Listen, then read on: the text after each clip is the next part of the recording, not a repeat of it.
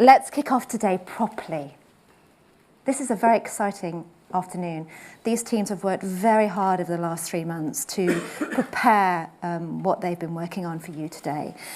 RebelBio is the world's first biotech and life sciences accelerator program, whose mission, as Bill Liao, the general partner of RebelBio, says, is to make the impossible inevitable.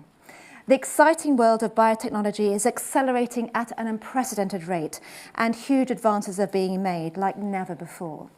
Today, you are going to have the opportunity to hear from and learn about 15 groundbreaking investable companies in this field. All have the potential to dramatically influence the way we live. But before we meet the rebels, before they come up and present for you, I'd like to introduce you to somebody who I think is pretty much unintroducible.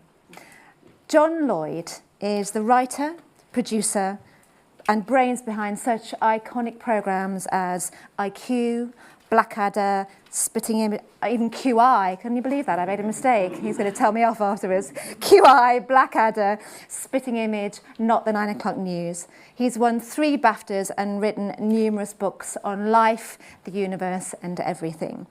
John has a beautiful, intuitive ability to pluck the next big idea out of the cosmic hat, and he's always ahead of the curve.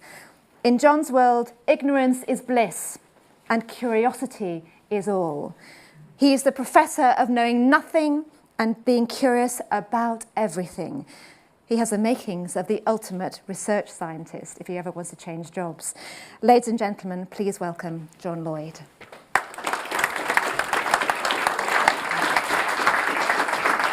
Thank you. Thanks, Elizabeth. I heard this brilliant story the other day about a guy who goes for a job interview, which this sort of is, isn't it? And the interviewer flicks through his CV for a while. He goes, oh dear, Ooh, no. And then he says, tell me, what would you say is your worst fault? And the guy says, well, probably my worst fault is that I'm perhaps a little bit too honest. And the interviewer says, well, come, I don't think we can really call honesty a fault, can we? And the guy says, I don't give a fuck what you think. You're probably wondering what on earth I'm doing here. I know I am. And it's one of the great philosophical questions, really. Why am I here? Along with why is there something and not nothing? And who am I? In the 60s, my old friend Peter Cook was in the queue for a club, a nightclub. And there was one of those annoying men at the front of the queue who was trying to have an argument with the bouncer about getting in. And he kept saying, do you know who I am? And Peter Cook said, there's a man at the front of the queue here who doesn't appear to know who he is.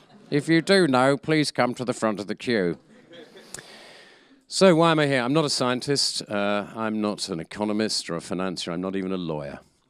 I did actually read law at Cambridge, but I never got beyond the second letter, which is probably why, as Elizabeth hinted, I am actually the professor of ignorance at Southampton University.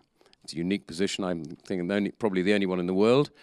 I don't know actually even where my office is, but it's a position I'm actually very proud of, because ignorance is what drives science. What we don't know, if you think about it, is very much larger than what we do know. In fact, if you're an expert in any given field, even in quantum physics, they can't even keep up with the research papers. There's so much information you could know. I'll give you an example.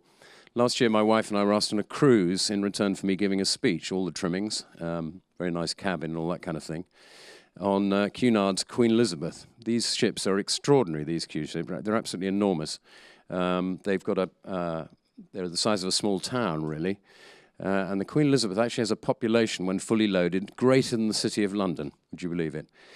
She rises, she's huge, rises 185 feet above sea level, but only 26 feet below it. I thought, that's weird, isn't it? So I asked the captain, so Captain, how does she stay up? And he said, that's a question I ask myself every morning. So this sort of ignorance is what drives science, and we're all ignorant. That's what scientists do. They try and find out answers to things that we don't know and that things we don't understand. But paradoxically, although there's an enormous amount of stuff we don't know, there's also an incredible amount of things we do know. For example, there's more information in one edition of today's New York Times than the average person in 17th century England would have come across in an entire lifetime. There's more data being created in the last 2 years than in the entirety of the rest of human history. That is a lot of data. For example, there's so much available medical data in the world that if you put it all on CDs, it would make a stack of CDs tall enough to reach to Mars and back again, 75 times over. That's just the medical data. But if you could put all this data, all of it in the universe that we know, onto DNA, this is how amazing science is, onto DNA, it would all fit into a container the size and weight of 2 pickup trucks. That's how amazing DNA is. So what we do at QI is we trawl through this immense amount, this morass of information, much of it very, very dull and very technical, and pick out the interesting nuggets. And actually, that's exactly what RebelBio do, because each year they have submissions from literally thousands of scientists all over the world, and they pick just 15 brilliant ideas and make something of them, make them money, give them an opportunity. And in the course of that, what they do is they make the world measurably better. I've known Bill for about 15 years, and he is a serial entrepreneur. He's quite extraordinary, the things that he's started. One I like very much is called Coder Dojo. And what this does, with not a single dollar having been spent, it's all volunteer work, is they teach children as young as 4 the language of the future, which is how to code. And if you don't know how to code, in just a few years, you will effectively be illiterate and unemployable. I'm also a director of another of his companies, WeForest, which is based on the theory that trees actually make rain, which they do. They release bacteria and stuff into the sky, which forms clouds, which creates rain. And that if we can plant enough trees, we will actually do 2 things. We will stop in its tracks climate change, and we will alleviate global poverty. So far, we've planted 16.5 million trees, I think, Bill, something like that, and taken a 250,000 women out of poverty completely. Now, part of my job at QI is to provide a daily news feed for the benefit of the rest of the company, and I skim through the world's press every day, and I collect just 6 interesting nuggets from all the sources that I get, The Guardian, The Telegraph, God help us, the Daily Express, but also New Scientist, and one I particularly recommend if you haven't got it, which is called New Atlas, which keeps me up to date on what's going on in tech. And although world politics is absolutely horrific, as you know, the world of science is very, very exciting. What's going on in science is just amazing, and it's a fantastic time to be a scientist. My instinct is that the reason political systems are crumbling in the West is not fundamentally because people are angry, which they are, many of them, but because they're bored. The boredom leads to the anger. None of us at QI ever get bored, and I would say no one at RebelBio ever gets bored for 2 reasons. Firstly, because we absolutely unremittingly love and believe in what we do, and secondly, of course, because it's so interesting. Ellen Parr, the great actress, once said, "There is no, the cure for boredom is curiosity. There is no cure for curiosity." Boredom, I think, is one of the great factors, one of the great problems facing the world today, one of the great 3 problems, really. Hasn't been recognized yet, but I think we will come to see that. And the second, obviously, is the political situation with terrorism and huge mass migrations and so forth. And the third is problems that are the province of science, in some cases, to some extent, caused by science. But they are problems which, whether caused by science or not, can only be solved by science. But the upside potential for science, and biotech in particular, is absolutely staggering. Biotech is essentially where computers were in the 70s, and it's going to take off exponentially. It's a fantastic opportunity, and the young scientists you'll meet today are literally the future of the world. But look, as I say, I'm not a scientist, so the question remains really, why am I here? Let me put it this way. I've got a friend who's a weaver, okay? And when people say, "What do you do?" and she says, "I'm a weaver." And the second question they always, well, not second question, the second thing they always say is, "Ah, the warp and the weft." Not really any answer to that, is there?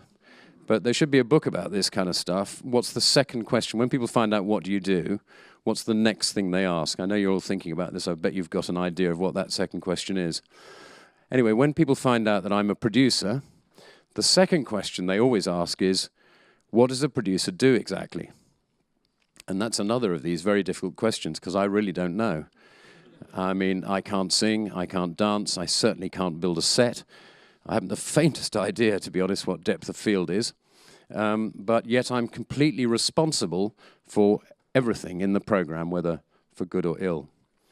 And after many years thinking about it, what I've got it down to is this. I know a good idea when I see one. There's a few things that Elizabeth didn't mention on my CV that I've been part at the start of. Hitchhiker's Guide to the Galaxy, Johnny English and Mr. Bean. They're pretty big things. And so I've got a bit of a knack. As Professor of Ignorance, I've no idea where I got that knack from, but that's what I do. I've got an instinct for knowing what will work. That's what I do. That's why I'm here, because RebelBio, I think, is a really good idea. So thank you very much. You're in for an interesting afternoon, I think, and after that, let's change the world together. I'd like to introduce you now to two of my colleagues at QI, two of the QI elves, as they're called, who are going to help Elizabeth shepherd you through the day and probably come up with some quite interesting nuggets. Please welcome Anna Szynski and James Harkin.